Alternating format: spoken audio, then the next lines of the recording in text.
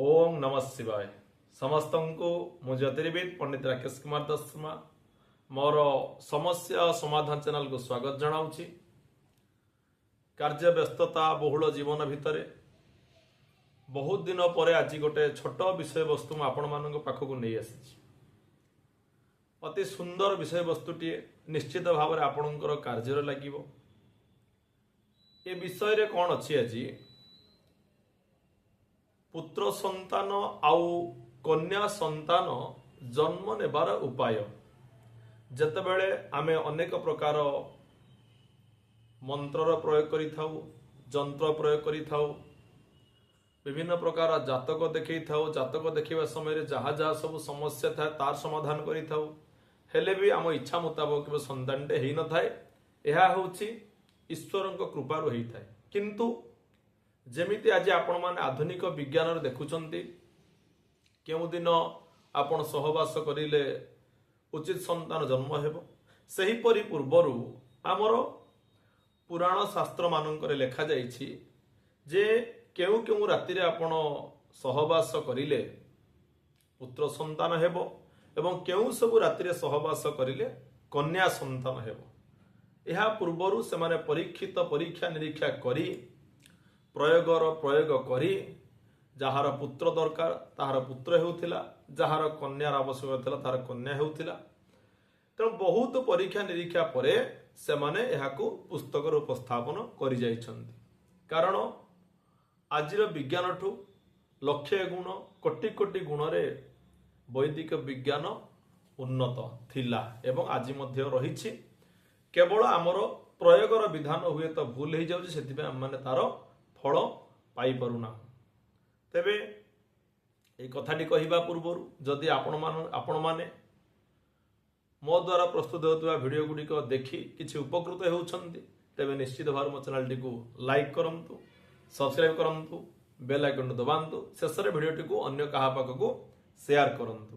तेबे आसंतु जानिबा कोन शास्त्र कथा रहिछि, केउ दिन सहवास करिले आमे पुत्र संतान पाइबा एवं केउ दिन सहवास करिले आमे कन्या संतान पाइबा। एहाकु मु गोटे पुस्तक संग्रह करी ताहाकु लिखित भाव रे खाता लिखिछि, आपण माननकु ताहा बुझाई कहूछि। जुग्म राति रे आपण जतबेले सहवास करिवे सेतेबेले आपणकर पुत्र संतान हेबो, अजुग्म राति रे सहवास करिले कन्या संतान हेबो। तेबे एही जुग्म राति कोन आउ अजुग्म राति कोन ताहा मध्य बुझिबा। जेबे ऋतुमती आपण हेउछन्ति प्रथम ऋतु दिन ठारू जेउ दिन आपणकर पीरियड्स हेउछि, जेउ दिन आपण ऋतुमती हेउछन्ति प्रथम ऋतु दिन ठारू 16 दिन पर्यंत संतान रहिबार बा गर्भधारण करिवार उपयुक्त समय हेइताए। यह प्रथम मन रखिया दरकार। जदि प्रथम दिन ठारू ऋतु दिन ठारू 16 दिन आगु को चली जाउछि, 16 दिन क्रॉस करि जाउछि, तेबे संतान आउ रही न थाए बा आपण आउ गर्भधारण करि परिबे नाही। तेणु ऋतु दिन ठारू 16 दिन पर्यंत गर्भधारणर उपयुक्त समय हेइथाए। कौन करिवे आपण ऋतु दिनर प्रथम 4 दिन को आपण छाड़ी देबे। से 4 दिन संतान रहिबार कौनसी प्रकार चांस नाही। ता सहित कौन करिवे आपण जेउ दिन पर्वपर्वाणी पड़ुछि से पर्वपर्वाणी दिन गुड़िक छाड़ी देबे। पर्वपर्वाणी कहले कौन आपणकर ना चतुर्दशी गोटे तिथि, अष्टमी, अमावास्या, पूर्णिमा और संक्रांति यहाकू छाड़ी देबे। तत्सहित जेउ दिन देवादेवींकर पूजा दिन रहुछि, धर दुर्गा पूजा हला, काली पूजा हला बा अन्य पूजा जो दिन रहुछि हमर से पूजा पर्व दिन गुड़िक आपण छाड़ी देबे, परित्याग करिवे। से समय सहवास करिबा उचित नुह। शास्त्र यहाकू विरोध करिथाए, निषिद्ध करिथाए। तेबे आउ ऋतु दिनर जो प्रथम आपनकर ऋतु दिन पाखर आपनकर 4 दिन आपण छाड़ी देबे। तापर आमे विचार करिबा केउ दिन कोन रहिले आपनकर पुत्र संतान कन्या संतान हेइथाए। तेबे ऋतु दिन ठारू प्रथम 4 दिन तापर जेउ दिन 11 दिन हेउछि, जेउ दिन 13 दिन हेउथिबो यहाकू मध्य आपण परित्याग करिदेबे। शास्त्र कहूछि ऋतुर 4 दिन को छाड़िबे, पर्वपर्वाणी दिन को छाड़िबे एवं ऋतु ठारू एकादश दिन जो दिन से दिन छाड़देवे त्रयोदश कहले 13 दिन दिन आप छाड़देवे ये सब आपड़ के संतान रखिए ना बाकी आपण रहा आते ना 10 दिन ये 4 दिन गला से 2 दिन जावापर आउ 10 दिन आपण हाथ रहा तेबे जुग्म राति कहले कौन ना जो दिन ऋतु होउछि से दिन पाखर आप 2 है जुग्म 3 गला 4 है आपणकर अजुग्म 3 हूँ अजुग्म 4 हूँ जुग्म से भाव में 5 हूँ अजुग्म 6 हूँ जुग्म 7 दिन अजुग्म 8 दिन हूँ जुग्म तो यह जुग्म राति आउ अजुग्म राति बोली कहुच्छे तेरे जदि आपण चतुर्थ दिन संगम बा सहवास करुछंती से दिन कौन हम ना पुत्र हम किंतु अल्प आयु हम तार एवं धनहानि हम तेणु आप चतुर्थ दिन को परित्याग करेंगे पंचम दिन जदि आप सहवास करुछंती तेबे पुत्रवती कन्या हम एवं पुत्रवती होता है भल उत्तम कन्या होता है जदि आप पंचम दिन सहवास करुछंती षष्ठ दिन जदि सहवास करेंगे तेबे पुत्र हेब एवं बहुत भल हो न था कि बहुत खराब हो न था मध्यम धरण तार चालीचरण तार जीवनचर्या मध्यम धरण होता है षष्ठ गला आपंकर सप्तम है अजुग्म राति जो थे कन्या हेब एवं ताहा बंध्या होता है तेणु सप्तम दिन मध्य आप सहवास करेंगे ना अष्टम दिन आपणकर पुत्र हेब यह ऐश्वर्यशाली उत्तम पुत्र होता है नवम दिन से भाव में कन्या हेब दशम दिन में आपणकर पुत्र हेब एवं एकादश दिन मध्य से पुत्र होता है तेणु ताहाकु मध्य परित्याग करने मु पूर्वर कही धर्महीन होता है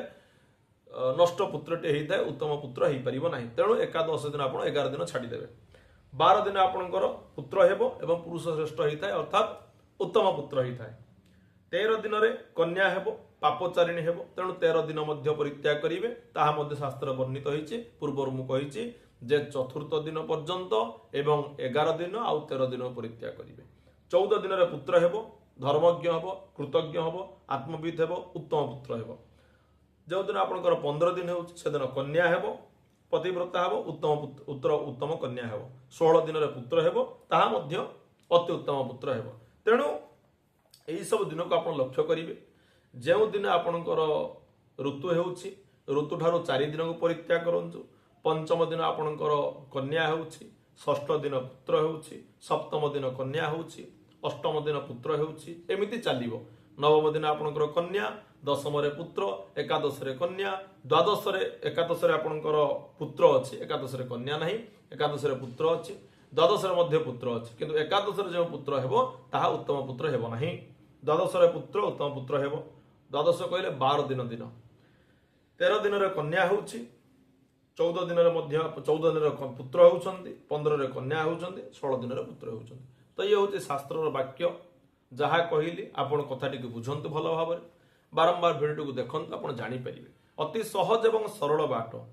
कौन सी प्रकार मंत्र प्रयोग आवश्यकता नहीं जहाँ आपणकर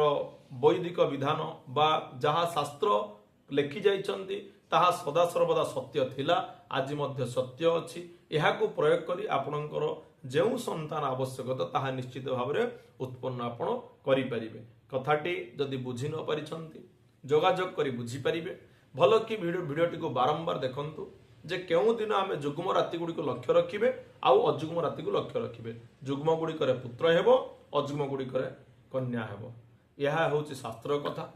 तापर मनुष्यर गोटे प्रारब्ध कर्म थाए जदि से पूर्वर्जित कर्म अनुसार